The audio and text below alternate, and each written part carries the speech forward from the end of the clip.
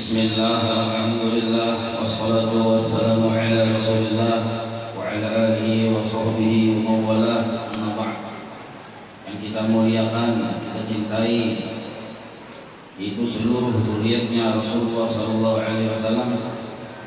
Dan di sini alhamdulillah ada seorang murid Rasul, yaitu Habib Syekh. Sidin di sini dari kami awak tadi. Mudah-mudahan Sidin dipanjangkan umur, disehatkan badan, dan mudah-mudahan kita dapat keberkahan dari Sidin.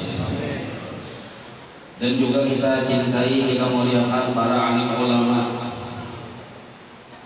khusus Sidin ini namanya, penerangnya di sini. Guru Marjuki,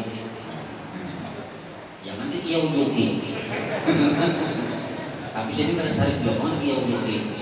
Nah, orangnya lambat marah. Jadi termasuk pejuang kita. Nah, pejuang bismillah dan termasuk orang saleh, dan insya Allah beberapa tahun lagi akan menjadi wali Allah. Mudah-mudahan, Pak. Nah, lalu tidak lupa pula ulun menghormati bubuhan panitia masjid, khusus ketua pengulihingan sini, dan juga khusus bubuhan tokoh-tokoh agama. Mudah-mudahan tokoh-tokoh agama kita, tokoh-tokoh masyarakat kita diberikan Allah keafiatan dan kebahagiaan. Dan juga yang hadir di sini sahabat, baik laki-laki maupun ibu-ibu, seluruhnya diberikan rahmat dan kasih sayang oleh Allah Subhanahu wa taala. Mudah-mudahan sahabat yang hadir di sini disugihakan oleh Allah dengan kesugihan yang halal berkah, lagi luas, lagi membawa kepada ibadah kepada Allah, lagi bermanfaat bagi akhirat dan agama kita. Amin ya rabbal alamin. Hadirin hadirat rahimahumullah, peristiwa Isra Mi'raj yang terjadi, yang setiap tahun kita laksanakan, jangan lupa bahwa mempercayainya itu hukumnya wajib, dan memperingatinya hukumnya sunnah. Mempercayai hukumnya wajib, memperingati hukumnya sunnah. Kenapa mempercayai hukumnya wajib? Karena itu bagian dari perkara yang terjadi atau bagian dari mukjizat Nabi Muhammad SAW. Dan itu ada nas dalam Al-Quran yang dibacakan sedikit tadi, subhanalladzi asra. Apabila itu didustakan, maka kita murtad hukumnya. Sedangkan memperingati hukumnya sunnah. Kenapa sunnah? Karena di dalam peringatan Isra Mi'raj banyak terjadi kebaikan-kebaikan, yang kebaikan tersebut diridhai oleh Allah Subhanahu wa taala. Peristiwa Isra Mi'raj terjadi dimulai dari kota Makkah, Masjidil Haram. Para ulama mengambil hikmah, kenapa Isra Mi'raj itu ada mulai sampai sini? Kenapa mulai sampai sini? Ada mulai dari Makkah Nabi itu. Maka para ulama mengatakan, kenapa dari di perjalanan dari mulai kota Makkah? Karena di Makkah itulah awal-awal Allah ma'andak setelah menciptakan tanah. Jadi pemulaan tanah di muka bumi ini andaknya di Makkah, yang disebut Ummul Qura. Dan kita manusia diciptakan dari tanah.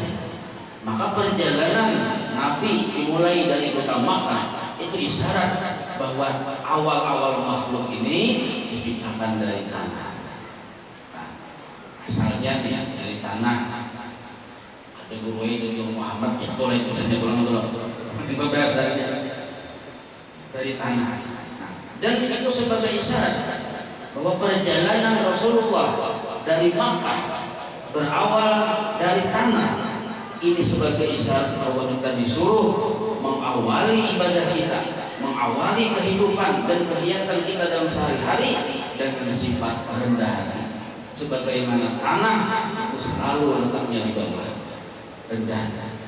Dan kita harus sadar kita memang asalnya tanah. rendah.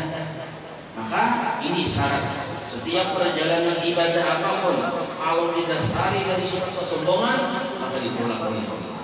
Maka Nabi malah dari kita memberikan isyarat, memberikan pemahaman bahwa setiap ibadah yang kita lakukan harus berawal dari ketawaduan.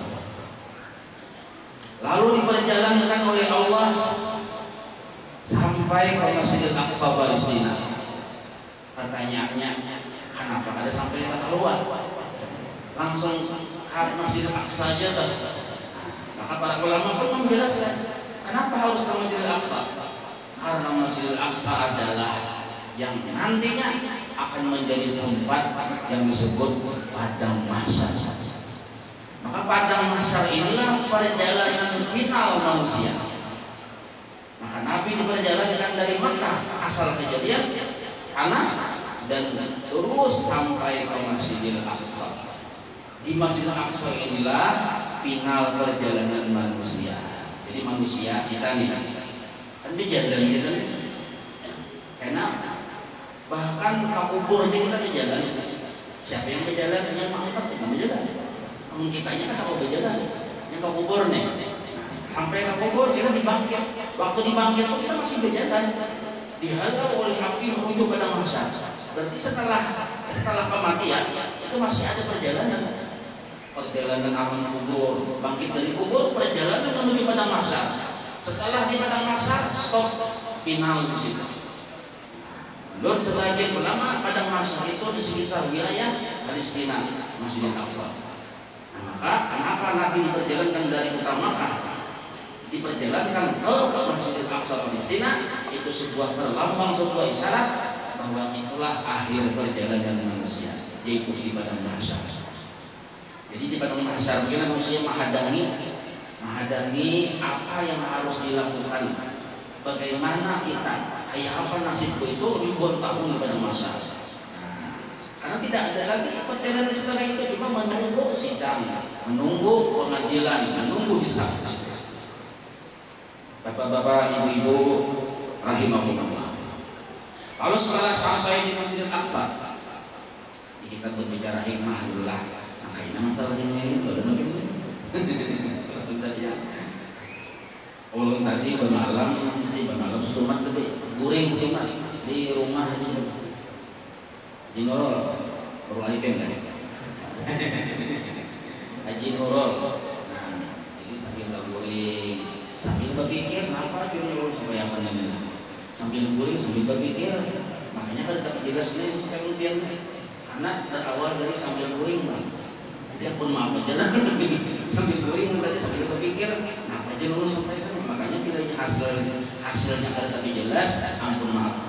Kan tadi sambil guring ada bakharimah di sini. Bapak-bapak, ibu-ibu yang dirahmati oleh Allah, kenapa Nabi kita Muhammad setelah berada di Masjidil Aqsa dinaikkan, dimi'rajkan oleh Allah sampai melewati langit tujuh terus sampai bertemu dengan Allah? Para ulama mengisyaratkan, mengambil hikmah dari peristiwa itu, itulah perjalanan niatnya seorang hamba. Jadi setiap kita beribadah, setiap kita beramaliyah, setiap kita berwirid, setiap kita beraktivitas, itu kita dituntut niat kita, tujuan kita hanya Allah. Sebagaimana Rasulullah Mi'raj yang dituju hanya Allah. Padahal banyak yang dilewati. Apa yang dilewati? Langit pertama pertemuan lawan Nabi Adam. Langit kedua pertemuan dengan para nabi, para rasul. Seakan-akan Nabi itu mengisahkan kayak ini, bila bertemu dengan perkara yang luar biasa, nah, jangan memandang ke situ, harus dia berjalan. Seakan-akan Nabi mencontohkan bahwa jangan ujar Nabi kita Muhammad nih, bila sampai ke sini satu saja, harus lagi naik berjalan. Maka malaikat Jibril pun berucap, "Sir ya Ahmad, terus engkau berjalan." Nah, maka itu sudah Nabi praktikkan. Ada cadangan di Islam itu Nabi Iba sampai ke langit pertama, ketemu Nabi Adam, lalu kan misalnya peluk-pelukan nih, kangen-kangenan. Oh Nabi malam salaman di langit pertama, ada tendangan itu kan? Soal di tendangan itu. Asa karamian ketemu Nabi Adam, lalu malam di langit pertama, adalah ketemu itu. Misalnya ada dalam satu mati aja, yang tadi salah sudah naik pulang ke langit kedua. Ketemu pulang lawan Nabi, ada ditendangkan malam di langit kedua, langit ketiga tidak. Sampai ke Rasulullah. Nah, ini mengisyaratkan bahwa kita beribadah di dalam hidup, mulai bangun guring sampai guring, tugas kita beribadah. Tapi hendaknya niat kita satu-satunya ada dua, ada tiga, yaitu Allah sama-sama. Ini maksud dari Mi'rajnya Rasulullah bertemu dengan Allah dari Masjidil Aqsa terus sampai Sidratul Muntaha. Bertemu di hadapan Allah itu maksudnya adalah melajari kita supaya kita beribadah, jangan berisi niat yang ada mundur. Jangan sampai niat kita cuma terhenti urusan keduniaan. Banyak orang yang beribadah niatnya karena urusan dunia. Kenapa sembahyang 5 waktu nyaman usahaku lancar? Kenapa rajin berjamaah nyaman rezekiku lancar? Ini niat urusan keduniaan. Kenapa aku sembahyang 5 waktu rajin dalam waktunya supaya aku ada karena musibah, supaya aku suki, supaya aku bahagia di dunia. Ini namanya niat keduniaan. Jangan hanya sampai ke situ niat kita dalam beribadah. Turuti Rasulullah. Ya Jibril, sir ya Allah. Terus aku berjalan. Jangan bermandak, jangan singgah di situ. Seperti kita beribadah, jangan hanya singgah pada niat keduniaan. Bahkan jangan hanya niat keakhiratan. Jangan hanya niat keakhiratan. Apa contoh niat keakhiratan? Misal kurang di sembahyang 5 waktu, asal jujur-jujur menjaga dalam 5 waktu. Lah, asal jujur-jujur menjaga. Man hafadha, barang siapa menjaga, memelihara. Bukan hanya sekedar mengajarkan, menjaga, memelihara. Apa yang dijaga dan dipelihara? Syarat-syaratnya, rukun-rukunnya, sah. Syarat-syarat diterimanya dikerjakan. Itu disebut hafadzah dalamnya. Bukan asal gawi saja. Maka balasannya itu luar biasa dari Allah.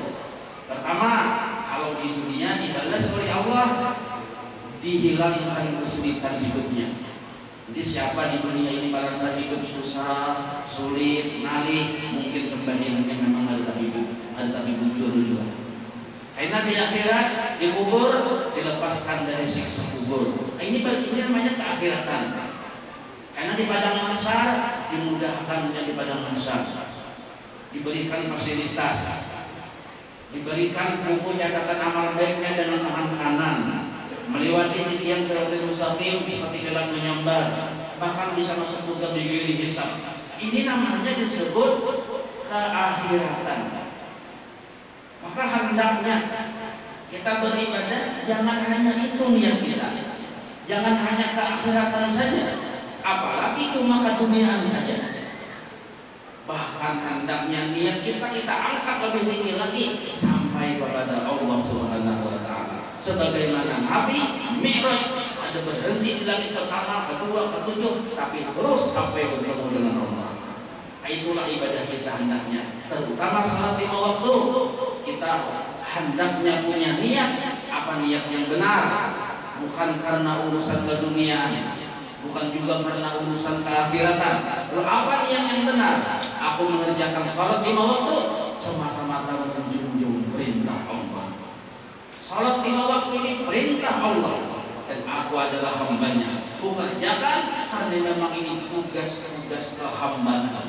Salat 5 waktu adalah tugas-tugas. Seandainya neraka itu ada, tetap aku mengerjakan 5 waktu karena aku hamba.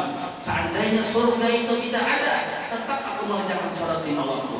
Coba kita bayangkan, orang yang beribadah mengerjakan salat 5 waktu karena takut api neraka, lalu dia sembahyang, ternyata neraka tidak ada, bisa ada sembahyang.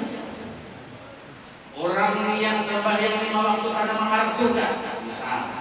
Ya Allah, siapa sembahyang 5 waktu kuberi surga? 1 tahun, 2 tahun atau sembahyang. Sebenarnya ada bocoran dari malaikat ini. Dari malaikat, misalnya Tuhan ada surga itu, ada surga, ada datanya. ucap nang kayaknya bisa nih gitu. Mandangkan kita nang itu, kita ini sudah itu kan orang, jadi yang sembahyang, ambil sembahyang. Nah, ini nih. Jadi orang yang beribadah mengerjakan salat 5 waktu karena surga, karena keakhiratan masih ada cacat keikhlasannya. Kenapa disebut cacat? Seandainya surga tidak ada, apakah masih dia salat 5 waktu? Itu yang dipertanyakan. Nah, maka para ulama menulis dalam kitab yang belum ingat dalam kitab Bidayatul Hidayah Al-Ghazali, setiap amal ibadah yang dikerjakan bukan karena Allah, maka ketika dia bertemu dengan Allah, amal ibadahnya dilemparkan Allah semuanya. Ulangi nanti. Setiap amal kebaikan yang dikerjakan bukan karena Allah, maka amal ibadahnya tadi ketika dia bertemu dengan Allah dilemparkan ke mukanya. Itu bukan kitab Bidayatul Hidayah. Sekarang coba kita lihat, kita ini sembahyang ya hari-hari. Amun kan sembahyang sama oleh pembicaraan kita. Macam-macam alasan sembahyang. Ada sudah sama sembahyang, lain lagi biasanya ada yang minum bangulir. Jadi tadi sembahyang aja yang kita bahas soal sembahyang nih. Yang kita bahas soal sembahyang karena ada orang yang sembahyang tapi murka Allah terhadapnya. Kenapa? Karena sembahyang yang dikerjakannya sata tayuhnya. Paham Nabi yang bisa tayuhnya? Artinya ala kadarnya aja, bukan hal yang utama aja kita. Nah, artinya asal kuat. Yang penting tuntung. Nah, itu kan dapat asal kok. Jadi sembahyang ini ada peraturan. Fikih mengatur tata cara syarat sebelumnya, tauhid dan tasawuf mengatur ada keikhlasan hatinya. Nah itu pelajarannya. Ada bisa yang tarikat sakahadakiyah, ada bisa. Lebih sakahadakiyah, ada bisa sakahadakiyah. Nah itu. Jadi orang sembahyang bila sakahadakiyah, maka Allah ada ridho. Misalnya Pak Inyak ada sembahyang, Inyak tuh ada sembahyang, tapi alhamdulillah yang hadir di sini sembahyang saudara. Alhamdulillah. Dan sangat menjaga saudara sama sembahyang. Mudah-mudahan saudara itu. Nah, yang di rumah sama itu juga. Walaupun sambil berabah mengerjakan di rumah. Walaupun semuanya sama berarti mudah-mudahan Allah berikan perhatian yang khusus di hati kita untuk menjaga salat 5 waktu. Kita bicara orang yang meninggalkan salat 5 waktu. Apa hukumnya? Jumhurul ulama memutuskan kepada orang yang meninggalkan salat 5 waktu dengan sengaja tanpa udzur, hukumnya kafir. Jumhurul ulama, kecuali Imam Syafi'i belum kafir. Kafir bila dia meyakini 5 waktu tidak wajib, baru kafir. Alhamdulillah ada Imam Syafi'i. Caranya ada Imam Syafi'i banyak sudah kafir kita. Kenapa? Karena dari Imam Ghazali yang paling ringan itu adalah meninggalkan salat. Yang paling ringan bukan mengangkat kertas. Kertas ini ringan tidak? Ringan. Diangkat ringan, tapi lebih ringan lagi meninggalkan salat. Itu jadi Imam Ghazali. Karena saking ringannya, kita kada ingat lagi berapa hari sudah sembahyang. Saking ringannya tuh. Maka yang kada menggawi 5 waktu, itu menurut kebanyakan para ulama, 70% ulama mengatakan berdasarkan dalil-dalil hadis yang ada, hukumnya sudah keluar dari Islam. Bila sengaja tanpa udzur. Tapi menurut kita ulama Imam Syafi'i belum kufur dulu, belum kafir dulu, kecuali dia meyakini 5 waktu itu tidak wajib. Kita umat Imam Syafi'i kita. Imam Syafi'i aja gitu. Jangan yang pernah kebanyakan para ulama ngalih urusannya kita. Ngalih urusannya. Umat Imam Syafi'i aja gitu. Artinya walaupun ada sembahyang, walaupun ada sembahyang, tapi dijaga hati jangan sampai menganggap sembahyang itu ada wajib. Tetap kita pertahankan. Jangan sampai berucap atau tak pikir sembahyang itu ada wajib yang 5 waktu nih. Kalau kita sudah tak pikir, tak rintik, apalagi kita yakini, apalagi kita ucapkan 5 waktu ada wajib, bahwa murtad, kurang murtad. Nah ini ijma ulama sudah. Ijma ulama sudah. Kalau ini sudah berpendapat tentang itu, maka bapak-bapak, ibu-ibu, kurang yang sembahyang dijaga, dipeliharanya, lah, maka Allah balas dengan balasan yang luar biasa, baik di dunia maupun di akhirat. Karena itu janji Allah, ada tangannya Allah Ta'ala langsung. Dan Allah bila ingin mau menggawi 5 waktu, bujur-bujur dijaganya, diperhatikannya, itu tanda tangan Allah Ta'ala langsung, bukan malaikat, bukan siapa-siapa, titik Allah Ta'ala. Balasannya, innahu la yukhliful mi'ad, Allah ada menjalani janji. Nah, apa janji Tuhan? Di dunia dimudahkan segala kesulitannya, di akhirat dikubur dilepaskan dari azab kubur, di padang mahsyar difasilitasi dengan kemudahan-kemudahan. Orang dijemur inya bakal naungan, orang dilanjang inya kebaiku.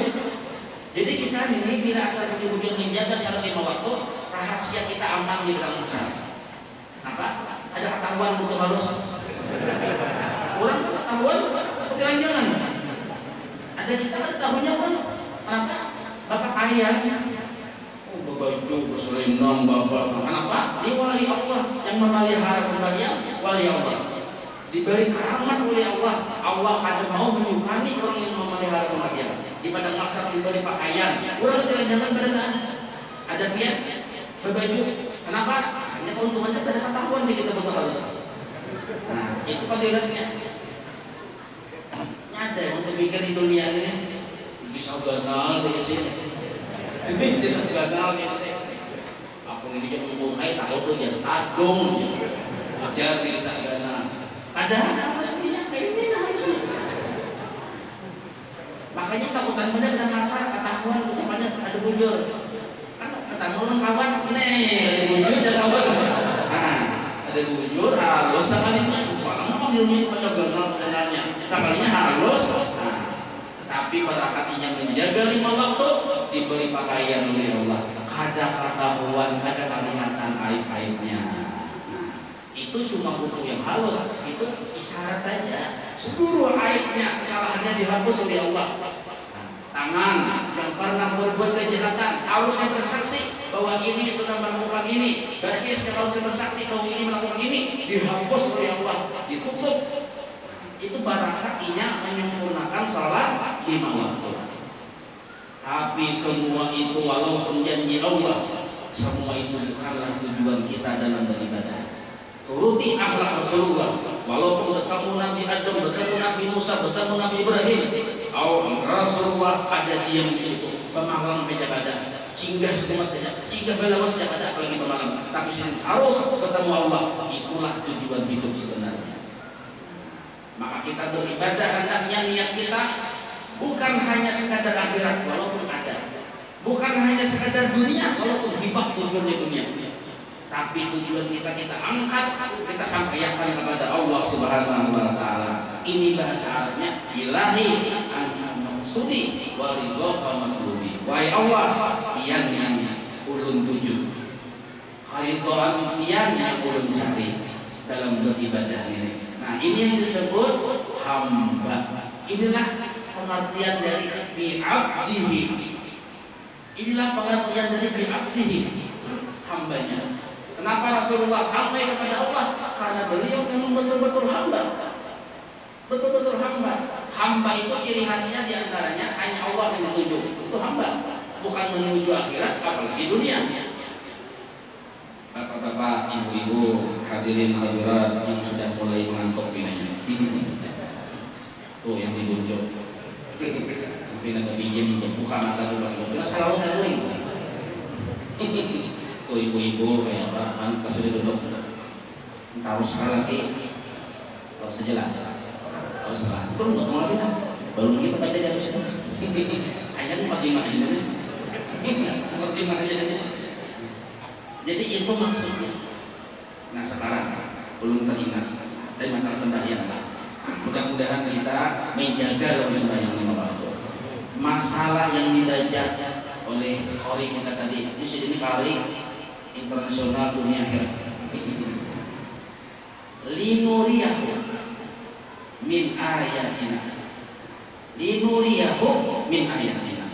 Jadi kalau Pak kita selalu ujian nasional, katakan apa barang ya Tuhan mengadakan peristiwa Isra Mi'raj terjadi kepada Rasulullah SAW. Apa garang tujuannya? Banyak tujuannya, macam-macam tujuannya. Cuma tujuan yang tidak diperselisihkan, nah, tujuan yang disepakati, yang tertulis di Al-Quran, yang bunyi kalimatnya linuriyahu min ayatina. Kalau yang lain khilaf para ulama. Tapi kalau linuriyahu min ayatina sepakat. Kenapa? Tulisannya ada di Quran. Tidak ada yang menselisihinya. Apa arti linuriyahu min ayatina? Allah memperjalankan kekasihnya Nabi Muhammad Isra Mi'raj, satu tujuan sesuai dengan ayat Quran, untuk memperlihatkan tanda-tanda kekuasaannya. Allah hendak Barai itu bahasa penguluan. Allah hendak memperlihatkan kehebatannya, kekuasaannya lawan kekasihnya Nabi Muhammad SAW, supaya Nabi kita ada isi kisah Mahabharata lawan umat Sidir.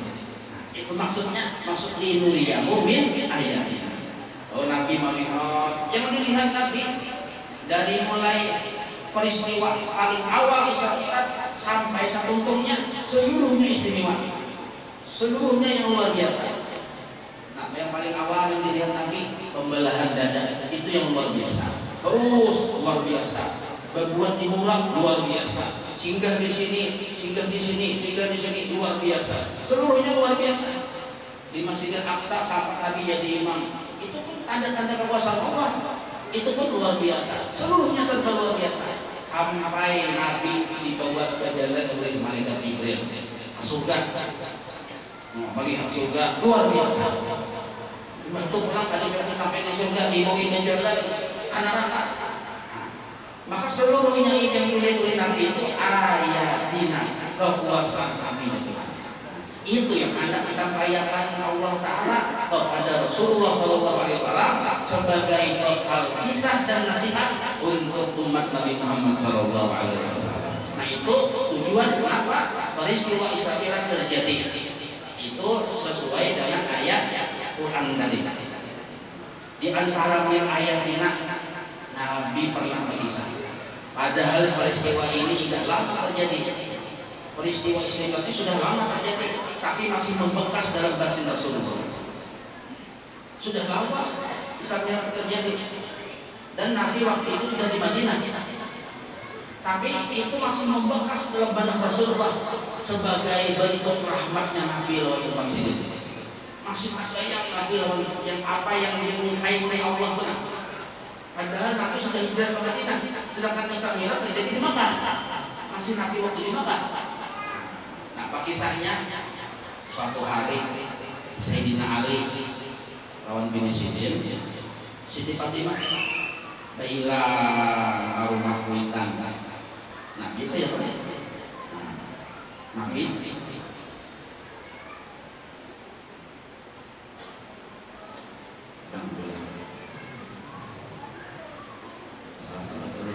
masih di Makkah lah, masih di Makkah. Aja dasar bilangnya di Madinah orang lebih benar. Masih di Makkah, masih di Madinah. Pokoknya insya Allah antara keduanya itu tak. Antara keduanya, pokoknya kan sudah tawas juga, antara masih di Makkah sudah hijrah lah. Kejadian itu nanti.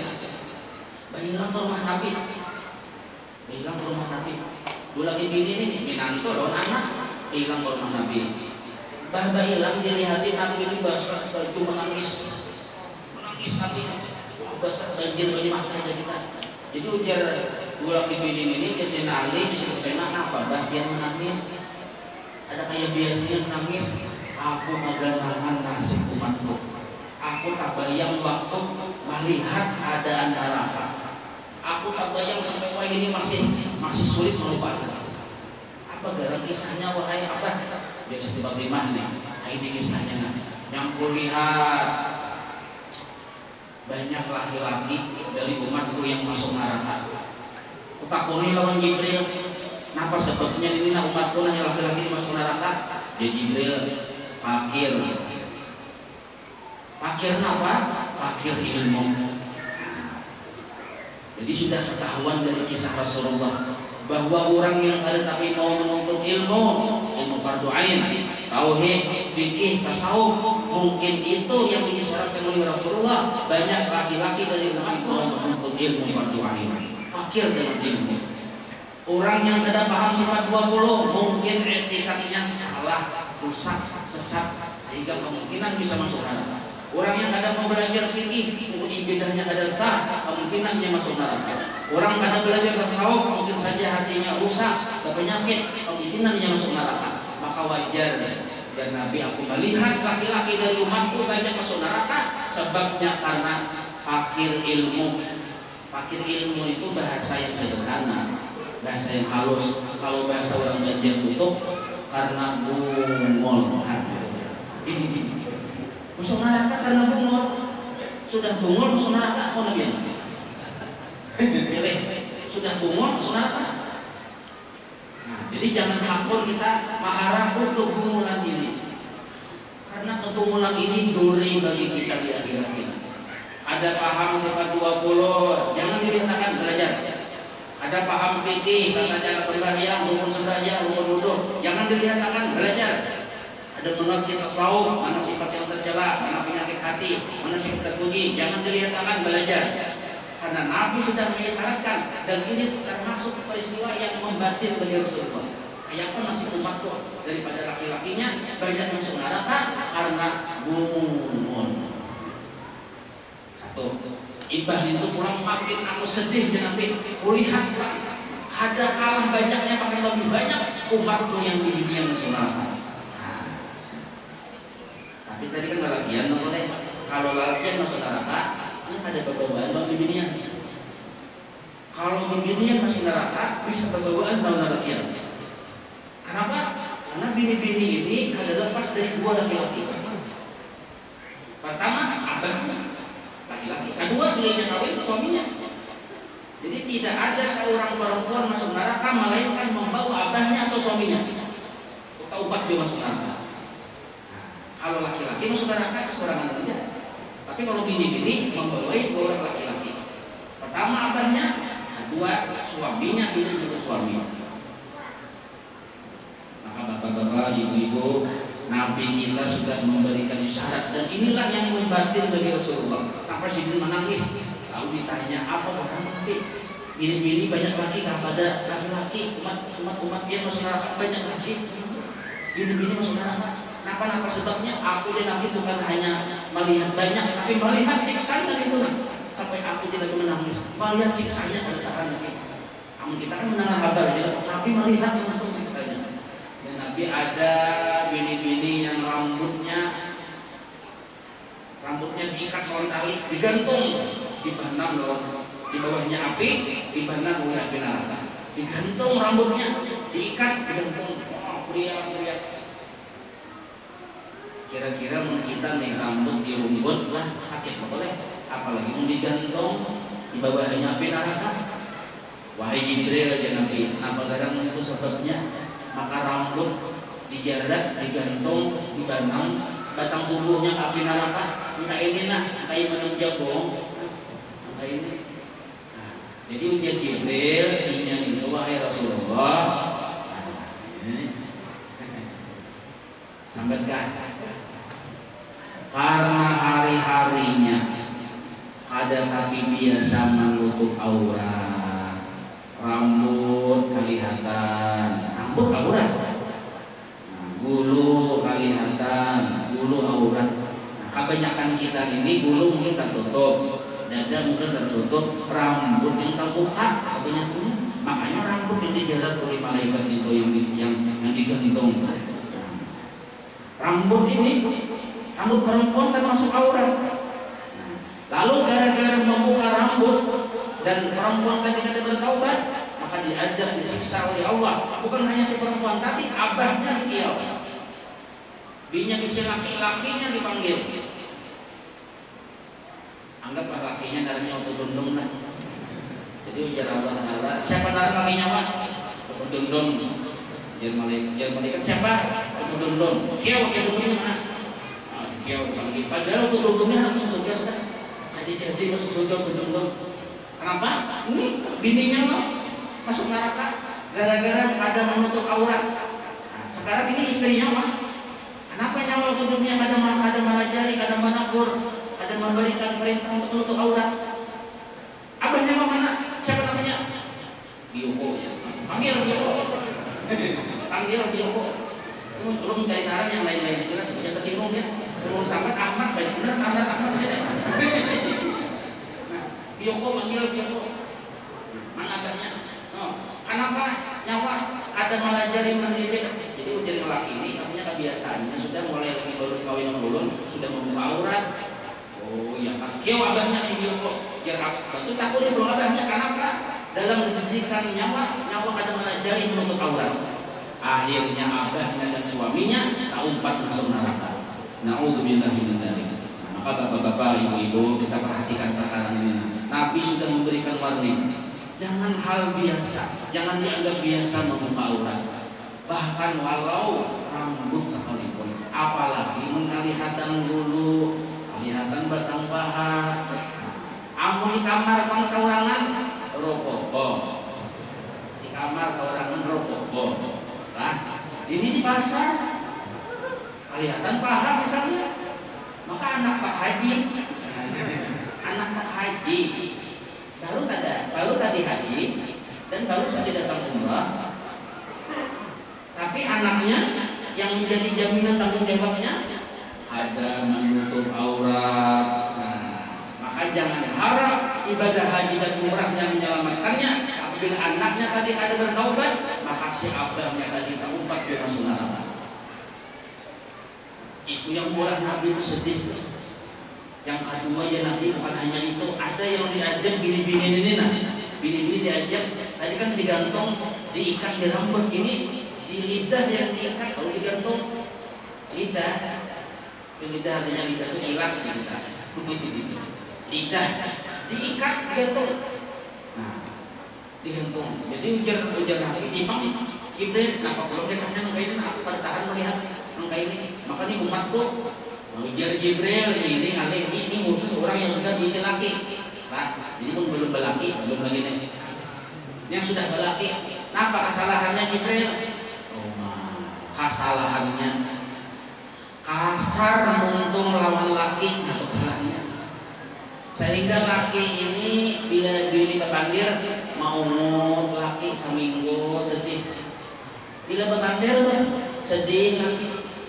Kenapa pengandiran bini kasar benar? Matangan laki miskin, matangan laki ada bungas, matangan laki tonggaringan, matangan laki butuh halus. Subhanallah. Subhanallah mahinakan ini, mahinakan orang laki ini. Sudah tonggaringan, miskin, ada bungas, halus. Ujian yang gini nih, maaflah, ini fakta ya. Laki jangan dilihat kekurangannya. Sampai-sampai tahu capakan dimuntung bini. Oh penggeringan harus ya, benar apa itu jadi begini sakit hati laki jangan.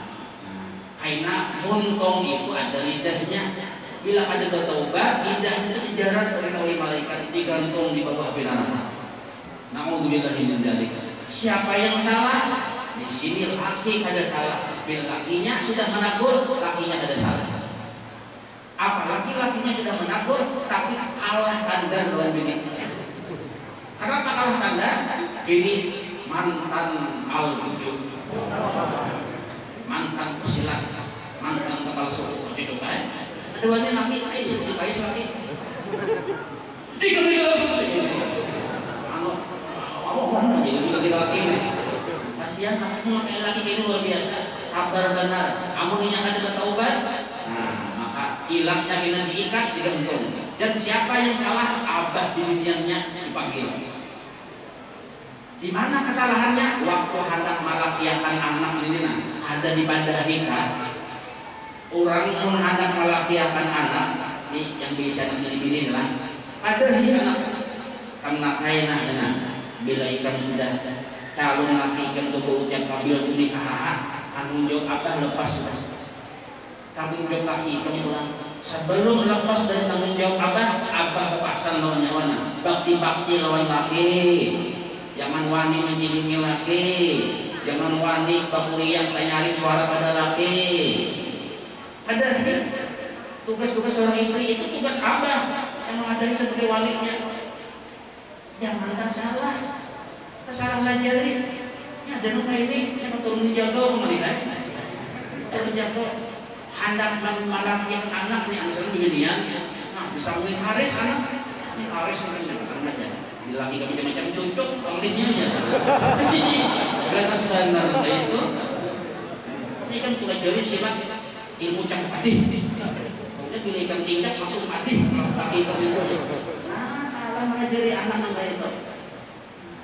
Na'udzubillah min dzalik. Maka apabila seorang perempuan yang punya suami kasar dengan suaminya, nah, maka dia ada bertaubat, lalu diajak disiksa oleh Allah. Keempat abahnya. Hati-hati yang bisa pilih-pilih. Bukan hanya itu, setengah jam lagi kita.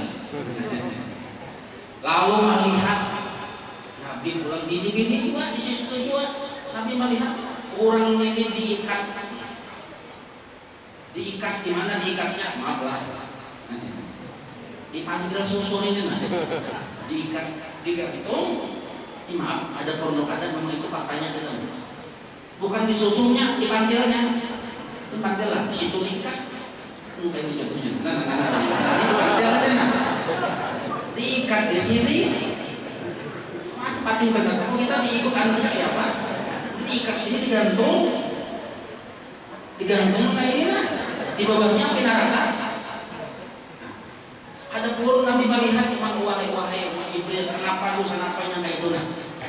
Dosa napanya kayak itu. Diujian. Nah, ini ada salah yang laki, boleh jadi sudah dipadahi yang laki, tapi wangan.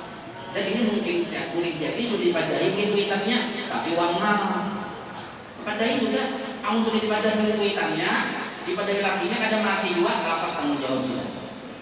Kenapa? Sampai wani berselingkuh. Nah, jadi siapa perempuan punya suami, ternyata istrinya tadi sudah isi suami nih, tapi mengidolakan lelaki lain, maka hukumnya selingkuh katanya.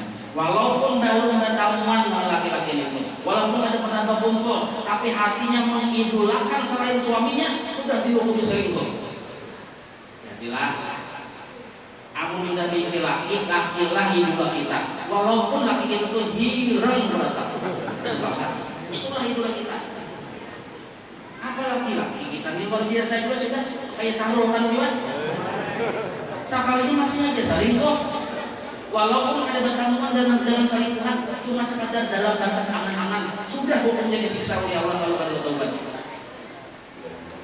Ibu-ibu. Tapi alhamdulillah baik ibu-ibu di sinilah alhamdulillah.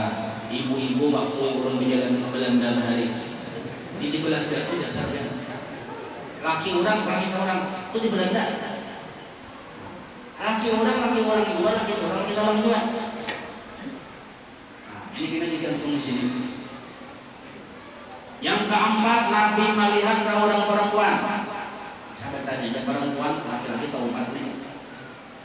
Laki-laki keempat. Yaitu diikat tangannya langsung ke badannya, diikat batisnya langsung ke badannya. Oh, digulung kayak itu, kayak mumi itu, digulung. Tapi tangan batisnya langsung ke badannya diikat, kayak itu. Oh, kegelentungan di api neraka. Maki ujar Nabi, sadisnya mana apa garang ini usahanya nih wahai Jibril. Ujar Jibril ini babarang lawan mandi wajib. Ada bujur mandi wajibnya, ada bujur sudah tumpah haid, ada bujur mandi wajib. Mandi ya, ada bujur karena jahil, ada mengerti kayak apa cara mandi wajib yang bujur, kayak apa baju yang suci mensucikan. Nah, babarang akhirnya sembahyangnya ada sah, karena mandi wajibnya ada sah, dan babarang dengan najis. Najis ini harusnya jangan ada di badan, masih di badan kalau sembahyang. Nah, bahkan ada yang tadi sembahyang gara-gara merasa haid. Nah, ini akibatnya ada sembahyang gara-gara merasa haid, padahal haid ada batas maksimal. Ada batas maksimal, ada batas minimal. Kalau sudah maksimal masih keluar darah, itu lain haid. Itu namanya istihadah. Walaupun darah keluar, tapi sudah melewati batas maksimal haid, itu darah istihadah. Apabila bara istihadah, maka posisinya seperti lelaki yang sisil daur, tetap wajib sembahyang 5 waktu walaupun darah keluar, tapi ada kriteria peraturannya. Nah, ibu-ibu nih lah, haidnya sudah tuntung kebiasaan masa maksimal 15 hari nih. Secara umum lah, ada penelitian penjelasannya. Ternyata masih keluar terus itu kayak darah haid. Darah apa aja? Darah penyakit. Nah, masuk makan waktu dulu. Zuhur masuk waktu zuhur. Bersihin. Bersihin kita. Sangat siang. Terus sudah bersih, ambil kapas sedikit. Ambil langsung deh pembalut. Atau pembalut aja asalnya jangan tak keluar. Jangan tak keluar benar. Nah, kamu sering kita bakal ada sabda. Kalau pembalut langsung kamu tanya nak kalau kapas kan, atau sedikit kapas di muharanya, asal 5 balut lagi. Nah itu dibantu hanya berwudu,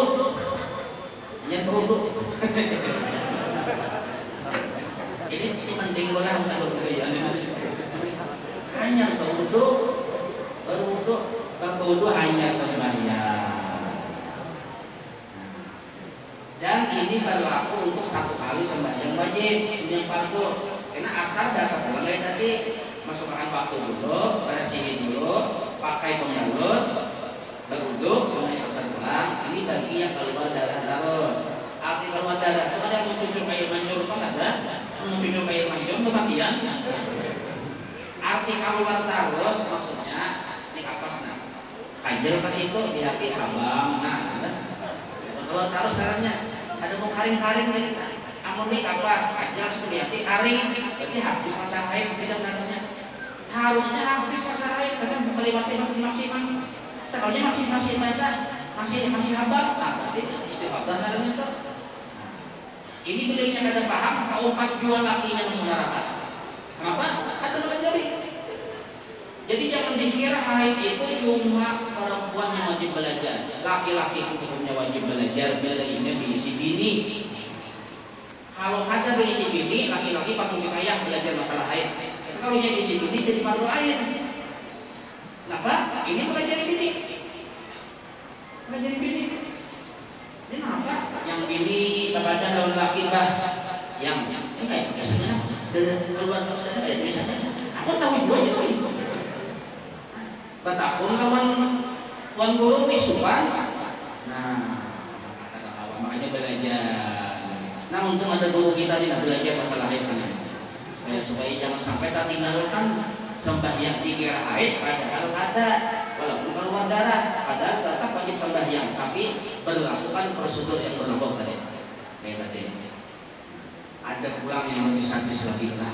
Nabi melihat yang termasuk min ayat ini. Nabi melihat ini bini kapalanya kapal babi. Awaknya himar itu kambing lah.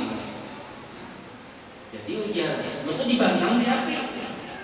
Kapalanya kapal babi, awaknya himar kambing. Jadi ujar Rasulullah nih wahai Jibril, apa pulang di dina akibatnya nah. Sebabnya sampai kayak adanya ada bentuk manusia lagi. Ini ujar Jibril gara-gara bini-bini banyak muntung. Atau juga pander sampai-sampai tagawi pamandiran tahu ucapan pamandiran yang hukumnya berdosa yang haram, contohnya madu domba, menggibah, berdusta. Sampai-sampai gara-gara untungnya kurang bahualan, orang yang di hulu, yang di hilir bahuan gara-gara untung kita. Itu naranya adu asas. Ini bisa dong saya itu. Termasuk adu asas lah ada 21 bang bawalan nih.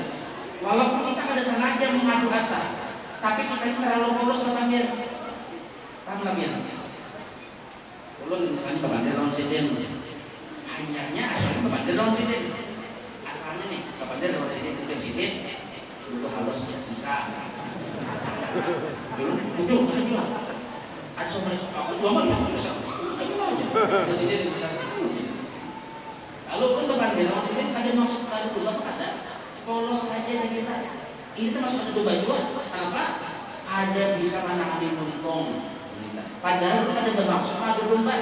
sambil bergaya aja tahu lah tadi yang bentuknya ibadah. Kamu tuh harus bisa baca bahwa ini. Nah, termasuk ada domba juga, bukan sengaja tuh.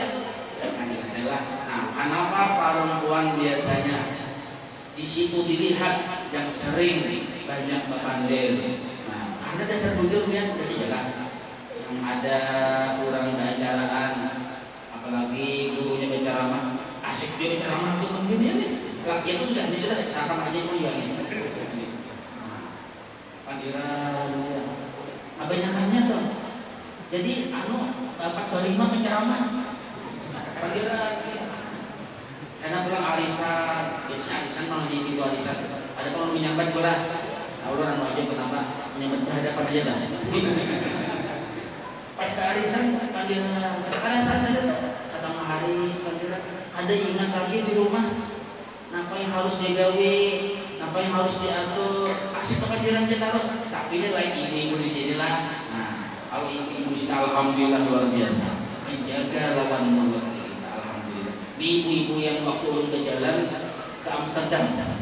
Nah, di situ ibu-ibunya luar biasa. Pak Pandiran terus. Jadi urun amati lah yang Amsterdam kan. Kenapa juga bimbingan tadi Pak Pandiran? Urun kali ini dengan sesama dalam tempo yang sesingkat-singkatnya Jakarta. Soekarno Hatta urun hati. Akhirnya urun menyimpulkan kenapa bimbingan tadi Pak Pandiran? Untungnya 2 sekalinya. Nah, tapi itu di Amsterdam sana. Nah, maka paling bagus biar kumpul bahari, mulai lagi halus anak kita dibiasakan, jangan dilatih banyak ngomong. Itu dia kumpul bahari. Mulai lagi halus anak kita jangan dilatih banyak ngomong. Sebab pamandiran ini bila ada terjaga, ia bisa tagawi, tapandir, tahu capakan yang menjadi hukumnya dosa. Nah, sebutin lagi terakhir yang ayat ini. Tanggunglah, belum tunggu hadisnya. Jadi ujar Nabi melihat pulang ini Nabi aneh. Bawahnya seksi, bagus deh kita kayak kebun pramugari lah sini. Tapi muhanya kayak muha anjing. Di Bandung juga dia pinaraka. Tapi muhanya muha kayak anjing. Jadi ujar Nabi, Bang Jibril, nama juga kisahnya kayak inilah. Pina sadis benar, sudah aneh muhanya. Nah, ini bini-bini nama ini pahirian Pahirian. Ada kawan melihat tetangga hanya bukan sepeda buruk hiri. Padahal sepeda buruk dah dulu pekarnya hiri. Apalagi sepeda hanya. Ada kawan tetangga melihat mekar sandal buruk hiri. Sandal buruk hiri, apalagi hanya. Bisa siok. Ada kawan melihat orang besi itu hiri, dan hiri ini bukan hanya bibirnya, laki-laki sama. Ada kawan melihat kawan awet hiri. Kawan tahu siapa awetnya, aku nggak bilang ya. Kali hari aman isi ibu kasulisi terus sama sih. Makanya ada kawin sampai sekarang. Isi ibu kasulisi. Seorang hendak biniannya ada hendak. Biniannya hendak mau seorang orang tingkat tinggi benar kriteria. Kalau ada nol, kadung dia kita kesulitan terus. Jadi mau hendak pengajian turunkan sedikit kriteria nya. Ini binian ini katanya mencari yang betul kayak artis, kayak John London misalnya. Apa laki-laki itu juga sama-sama mencari, akhirnya dia sama-sama punya Tuhan keduanya akhirnya sama-sama mencari kan, bini-bini mencari yang taharat, laki-laki yang mencari taharat, akhirnya ada duanya sama-sama punya Tuhan. Turunkan sedikit kriteria. Jadi bini-bini aku asal kalau laki ini menyebayang saja tahu di ilmu agama, biar hirang kan bapak, biar nyesir kan bapak. Oh ini mantap nih. Jadi bini-bini gitu juga asal abisnya pun bakti benar kalau kaitannya taat orang lakinya biar buasnya sesuai aja. Nah, untung benar itu. Bapak-bapak, ibu-ibu rahimahullah, mudah-mudahan kita bertanjung hadir diberikan ampunan oleh Allah. Cuma satu yang menjadi garis bawah dari pembicaraan kita hari ini, siapapun yang berdosa, yang bermaksiat, baik laki-laki maupun perempuan, terutama yang disyaratkan oleh Nabi kita Muhammad SAW tadi, yang terbiasa mengiringi laki, yang terbiasa wangi bersuara tinggi pada laki, yang biasa membuka aurat, yang terbiasa adu domba, adu yang terbiasa yang tadi. Nah, maka mudah-mudahan Allah bukakan hati untuk bertaubat. Barang siapa bertaubat, berampih dari perbuatan maksiat siapapun dia, laki-laki, perempuan, termasuk ulun. Nah, maka Allah beri karamat. Apa karamat yang paling utama Allah beri kepada orang yang bertaubat? Seluruh dosa-dosanya selama 70 tahun menyebut aurat dihapus Tuhan. Dan selama 70 tahun maksiatnya tadi diganti dengan kebaikan-kebaikan yang banyak. Nah, namanya makin banyak berdosa, makin lawas berdosa, kalau bertaubat makin untung. Oke? Makin untung. Nah, ini kan dalil yang kainan bertobat dulu ya.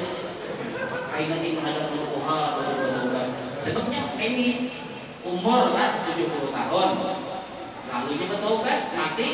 Asal tobatnya pakai bujur 70 tahun dosanya dihapus, diganti dengan kebaikan, amal kebaikan 70 tahun. Banyak ada beramal kebaikan 70 tahun. Yang seimbang ini umur 30 tahun. Bermaksiat 30 tahun aja mati pula. Maka dosa-dosa 30 tahun diampuni Tuhan dan diberi kebaikan 30 tahun aja. Karena hidupnya cuma 30 tahun. Nah, banyak memang 70 tadi. Pikirkan yang lalu sana. Apa langsung belum nih? Banyak 70 tadi. Makanya ada orang yang Tuhan, ada juga taubat, dia ambil dari sini. Dari itu di sini. Tuh amun tahu apabila kita mati, kursi haram hadap pada Tuhan juga taubatnya. Namun kita juga sudah umur 75 tahun, akhirnya aku taubat, besok mati, dosa aku dihapus pada saat, diganti lawan kebaikan. Kalau aku banyak bisa kebaikan, sekalinya baru pada 70, besok sudah mati, nah itu ruginannya. Kata bapak ibu-ibu, ada dua yang ulun pesankan di sini. Pertama, siapa yang bertaubat dosanya dihapus, walaupun hibak begitu langit dalam dosanya, asal bersungguh-sungguh. Dan seapa dosanya banyaknya, seitu juga diganti dengan kebaikan oleh Allah Taala. Nah, ini untungnya bertaubat, untungnya orang bertaubat. Nah, maka itu kita yang terbiasa membuka aurat, ada bapak. Nah, mulai hari ini ambil membuka aurat. Terutama bagi seorang ayah hendaknya mendidik anaknya mulai lagi halus, mulai lagi mumayyiz. Arti mumayyiz itu bisa sudah membedakan baik dan buruk, membiasakan kepada anaknya menutup aurat. Nah, mudah-mudahan kita selalu dipelihara oleh Allah, selalu dijaganya dan selalu diberi hidayah, taufik dan inayah. Ala hadhihi niyya wa ala man nabi sallallahu alaihi wasallam wa nabi sallallahu alaihi wasallam.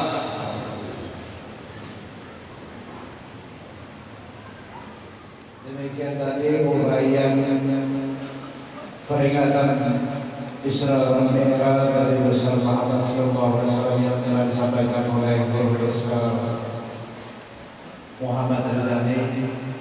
Semoga apa yang disampaikan oleh beliau, ilmu yang diuraikan oleh beliau dapat kita terapkan dan berguna bagi kita sehari-hari. Amin. Amin ya rabbal alamin. Acara yang selanjutnya yaitu pembacaan doa. Untuk memimpin pembacaan doa ini kembali kami berharap kepada Tuan Guru Muhammad Rizani. Waktu dan tempat kami persilakan. Bismillahirrahmanirrahim. Alhamdulillahirabbil alamin wassalatu wassalamu ala asyrafil anbiya'i wal mursalin sayyidina maulana Muhammadin wa ala alihi wa sahbihi ajma'in. Allahumma ij'al jam'ana hadha jam'an mawfura wa tafarraqna min ba'di tafarraqan mubarakan ma'suman wa la taj'alna fina shaqiyyan wa la mahruman bi rahmatika ya arhamar rahimin. Rabbana atina fid dunya hasanah wa fil akhirati hasanah wa qina adzabannar. Wa sallallahu ala sayyidina Muhammadin wa ala alihi wa sahbihi wa sallam. Subhana والمرسلين والحمد لله رب العالمين. Terima kasih kepada Bapak Ustaz Durman yang telah memimpin doa kepada malam ini. Untuk selanjutnya yaitu acara yang lain istirahat. Untuk itu bagi